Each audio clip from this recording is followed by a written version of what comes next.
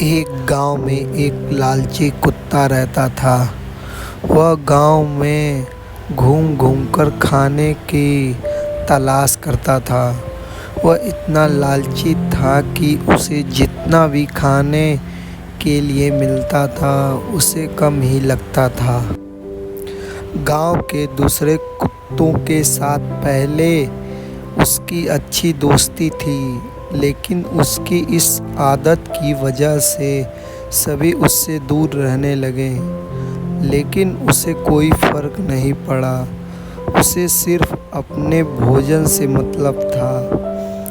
कोई न कोई आते जाते उसे खाने के लिए कुछ न कुछ दे ही देता था।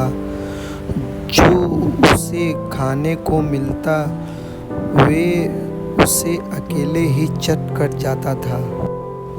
एक दिन उसे कहीं से एक हड्डी मिल गई। हड्डी को देखकर उसकी खुशी का ठिकाना न रहा।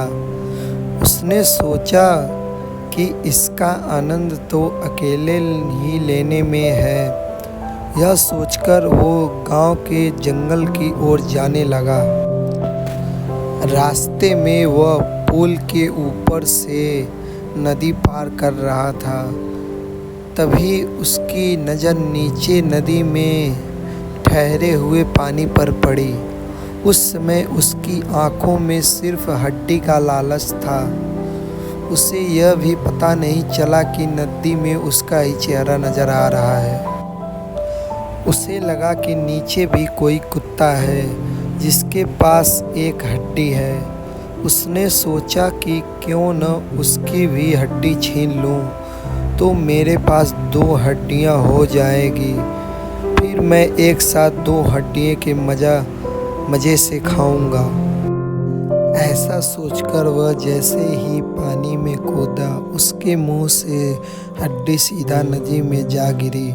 मुंह से छूटकर हड्डी के पानी में गिरते ही कुत्ते को होश आया कि उसने अपने किए पर पछतावा हुआ।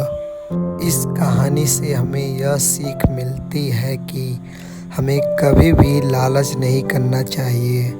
लालच करने से हमारा ही नुकसान होता है।